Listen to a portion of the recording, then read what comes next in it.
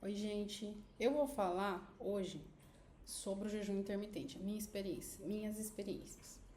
Eu tive contato com esse assunto, com o jejum intermitente, muitos anos atrás, quando eu fazia de faculdade. Eu fiz a cetogênica e também fiz o jejum intermitente. E minha experiência não foi boa, porque eu passei mal. Eu tinha hipoglicemia na época, então tirava o açúcar ou reduzia muito. E as situações que eu senti mal, tontura, fraqueza, eu falava, né? Eu coloquei na minha cabeça, culpava o jejum intermitente, que era essa forma de alimentar que estava me fazendo mal. Hoje eu tenho convicção que era a falta de hidratação. Só que por causa dessa experiência ruim que eu tive, por muitos anos, se você perguntasse pra mim, eu ia falar que eu não recomendava, que eu não gosto, que não dá certo, tudo mais. Inclusive, qualquer profissional que falasse, em qualquer propaganda, qualquer anúncio falasse sobre o jejum intermitente, pode falar assim, método de emagrecimento. Falava que era o jejum, eu já caía fora, porque assim, não quero ouvir nada que tem pra dizer. Então, realmente eu tinha muito preconceito. Até que ano passado, eu tentei, sabe? Eu ouvi uma nutricionista explicando de uma forma diferente e ela estava focada muito no resultado, e o resultado que ela fazia propaganda eu queria. Então, pelo resultado, eu falei, vou dar uma chance. Às vezes eu fiz errado. Foi muito bom eu ter dado uma chance. Mais ou menos final de setembro, início de outubro eu comecei. Final de setembro eu comecei a ler sobre e em outubro eu comecei. Eu fiz mais ou menos de outubro a janeiro, outubro a dezembro, mais ou menos.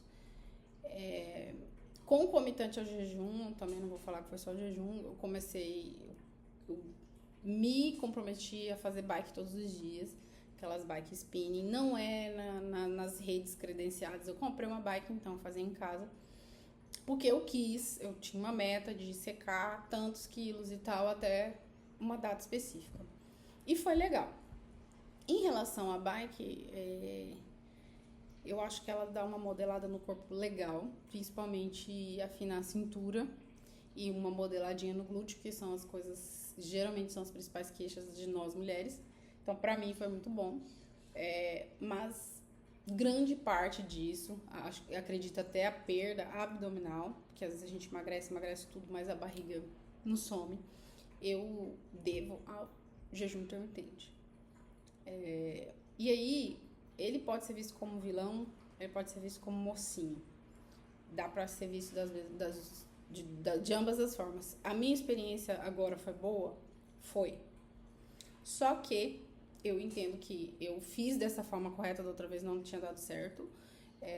Porque eu me hidratei bem. Então, nos períodos em que eu não comia, eu não tomava água com limão. Café, eu tenho uma sensibilidade um pouco forte para cafeína. Então, eu simplesmente não tomava quase café. O que sobrava para mim era chá. E eu não era disciplinada com chá. Então, eu tomava um pouquinho e tal, mas não o suficiente para me hidratar e não passar mal. Muitas horas sem comer e sem se hidratar, você vai passar mal. Então, dessa vez, o que eu fiz? Preparei, coloquei na garrafa térmica, eu comprava limão, não ficava sem limão. Espremia o limão, enchia a garrafa de gelo e ficava tomando. Então, você até esquece de comer. A realidade é essa. É recomendado para todo mundo? Eu creio que sim. Biologicamente falando, a gente come muito mais que o necessário, muito mais vezes do que o nosso corpo precisa. Então, biologicamente sim. Só que tem um fator psicológico. Eu falo como uma pessoa que já teve 50% do corpo de gordura corporal. Um período da minha vida eu estive acima do peso e um peso alto.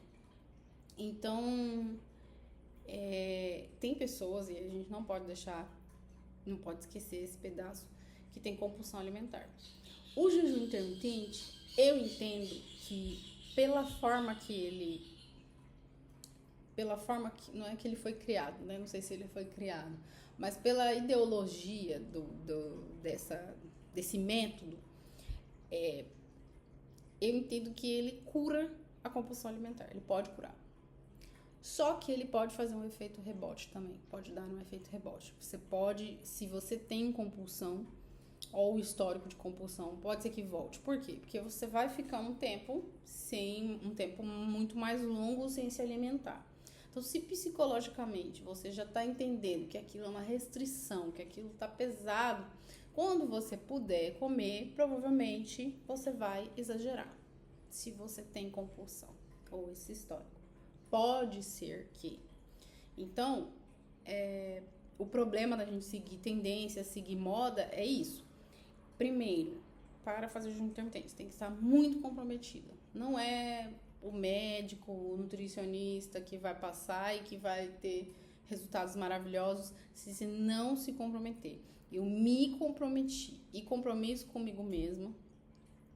Eu cumpro agora, depois que eu mudei, assim como eu cumpro com os outros. Porque eu sempre cumpria, não tinha o problema de cumprir o que eu o que eu prometia para os outros. Não, se eu falei pra você que é tal dia. Não, se eu falei que é isso, ok. Mas quando era pra mim, eu não cumpria. Então eu já mudei. E isso foi uma das mudanças. Foi falar, eu me comprometi e vai ser dessa forma. E aí não tem justificativa, a responsabilidade é minha. Ah, mas não sei quem, não culpo mais ninguém. Então é minha pela minha alimentação. Eu abri exceções. Ah, também fiquei 60 dias sem açúcar. Eu abri exceções, eu abri por quê?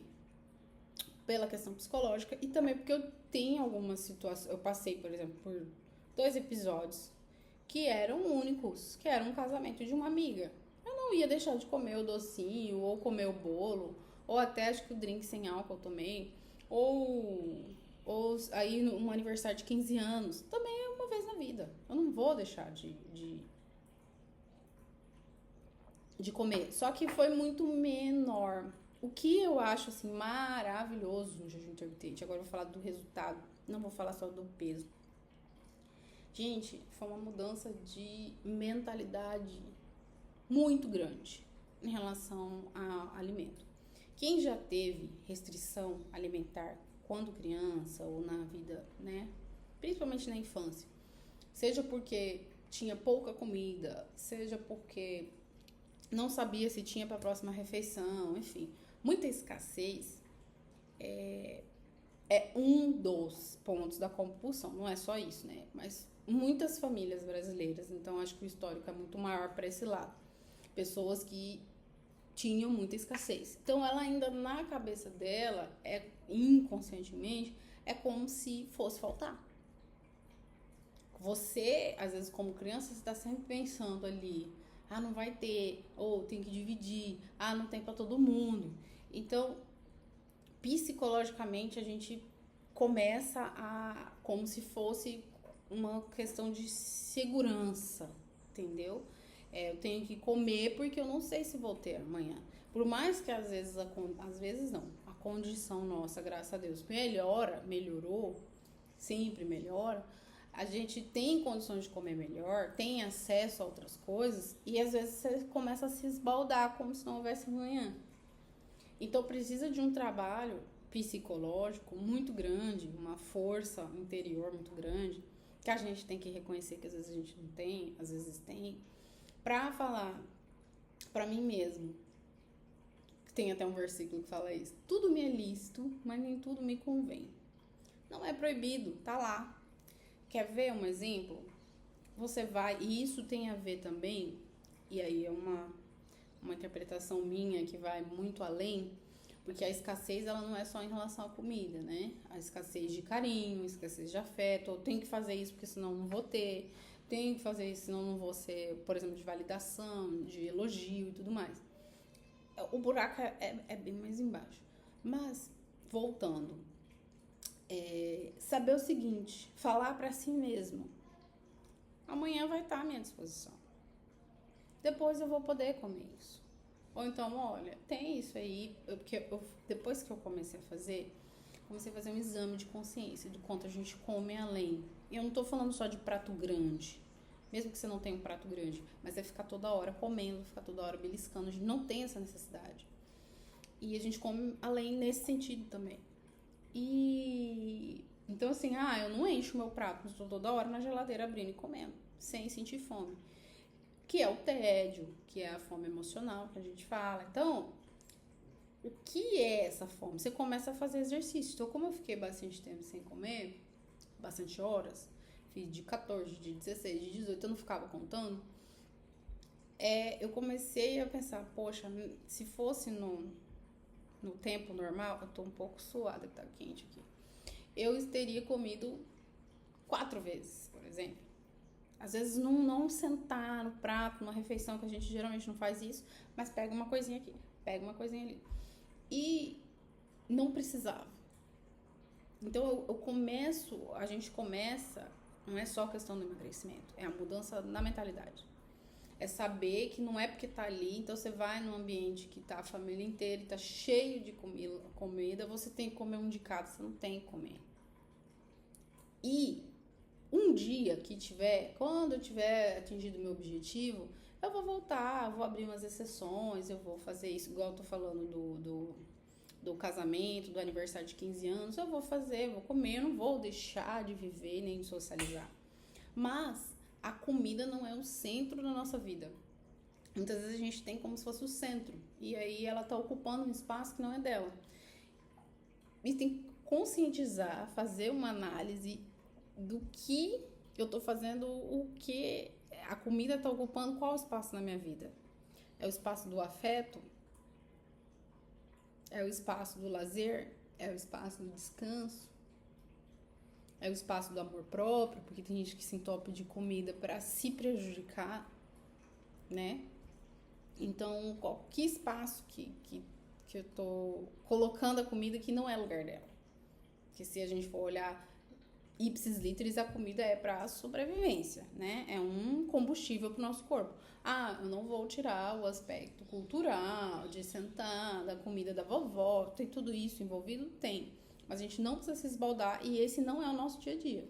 Ir para a casa da sua avó, comida da sua mãe, que você come de vez em quando, isso não precisa ser a rotina. Isso é algo, então, e o resto, e os deliveries e tudo mais. Então, a minha experiência com o jejum intermitente, voltando, foi boa. Nunca faço, é muito difícil fazer só um método, assim, da alimentação foi só o jejum, mas eu fiz a bike e tava fazendo musculação. Então eu não posso simplesmente falar, ele é milagroso e é maravilhoso e é só ele. Não. Mas esse aspecto da forma que você enxerga a comida, eu acho sensacional. Só como eu disse, se tem compulsão ou tem histórico de compulsão, tem que ver bem, tem que hidratar muito, tem que estar bem comprometido consigo mesmo e saber que você está fazendo, que tem o alimento à disposição, que não precisa. Porque se você for compensar e comer muito, pode fazer efeito contrário ou simplesmente continuar do jeito que tá. Se for para continuar do jeito que tá, não vai resolver muito. Mas eu tô falando agora como uma pessoa que tinha preconceito, muita coisa contra o jejum intermitente, pela experiência ruim que eu tive. Hoje eu tenho a noção que eu precisava hidratar mais, muito mais, e que com isso resolveu. E o principal benefício que eu acho é esse, não é ficar contando as horas, quantas horas eu estou sem comer, nossa, já tem não sei quantas horas. Se você tá bem. Eu parei com o jejum intermitente porque agora eu tô numa fase de que eu quero ganhar um pouco de massa. E se eu continuasse nesse ritmo, então assim, eu tava tirando café da manhã, né? Então, café da manhã, se eu treino de manhã, tava perdendo força e não tava conseguindo mais pegar o peso. E a minha prioridade não pode ser perdida de vista, que é o ganho de massa, que traz outros benefícios, né, pra saúde e pra estética também.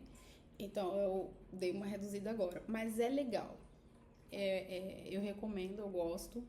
A minha experiência foi boa, mas assim, colocar o método em prática, se alimentar bem nos momentos que dá para se alimentar. Se você não tem problema com cafeína, dá para tomar bastante café, que você fica mais acelerado. Chá também e muita água. Eu gosto com limão e gelo. A água pura mesmo eu não consigo tomar muito. E resultados são fantásticos, assim. Eu perdi uns 5, 6 quilos por aí. Eu eliminei em cerca de 3 meses. 2 meses por aí, não lembro. Foi outubro, novembro, 3 meses. Mas é um combo, né? Essa questão psicológica de você sair dessa mentalidade de escassez, você saber que é abundante, que tem o universo traz tudo pra você, que se você não precisa se esbaldar agora, porque vai ter a hora que você quiser. Depois, a hora que eu quiser, eu vou no restaurante. É trabalhar esse psicológico, sabe? Ah, mas é tal prato, sim, eu amo tal prato. A não ser que seja algo muito emocional, né? Igual eu falei, uma comida da avó, uma ocasião específica. No dia a dia, não, hoje não. E pronto. Sem culpar ninguém, são as nossas escolhas, porque os frutos também é a gente que colhe, né? Então, é isso.